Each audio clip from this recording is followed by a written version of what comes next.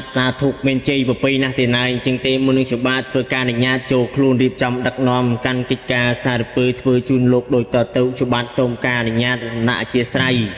អភ័យអត់ទោសផងដែរក្រែងលោកច្បាប់ធ្វើការដឹកនាំរៀបចំនៅកិច្ចកម្មវិធីនេះមានការខុសខាតពុំស្អាតឬក៏ពុំស័ក្តិសម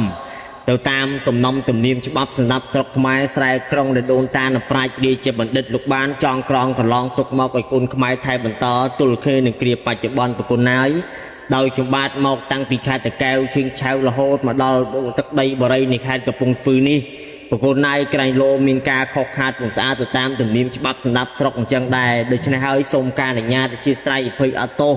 អំពីអស់លោកដែលជាលោកគ្រូនៅគ្រូពហុសោតរហូតទៅដល់អដ្ឋកោវុឌ្ឍនិស្សិតបញ្ញវន្តវិញ្ញុជនអ្នកទស្សនវិទូព្រោះថាអស់លោកសុទ្ធសឹងតែជាអ្នកចេះចាំ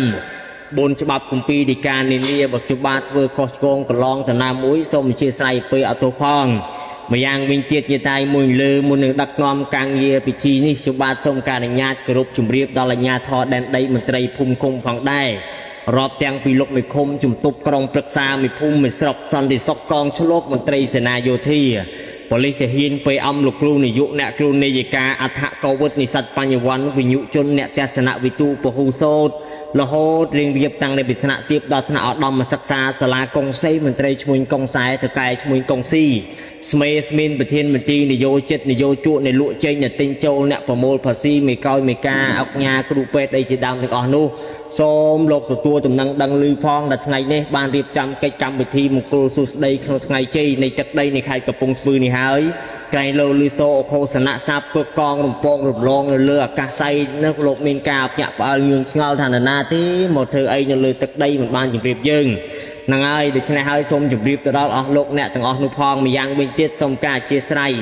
វ័យបិទតែរូបចំបាតនឹងក៏នៅក្មេងសំលេងចំបាតនឹងក៏មិនសូវពីរោះឈ្មោះចំបាតនឹងក៏មិនសូវល្បីសិក្សារៀនសូត្រចាំនឹងក៏វិតិចភ្លេចនឹងក៏វិច្រើន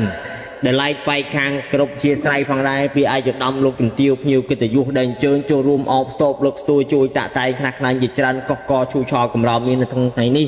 សូមអធិស្ឋានអភ័យអត់ទោសផងទៅណាជាបាទសូមចូលខ្លួនមកដឹកនាំកិច្ចការសារពើធ្វើជូនលោកក្នុងកិច្ចកម្មវិធីមង្គលសួស្តីលេដូតទៅទៀតសូមអញ្ជើញលើកដៃបណ្ដំ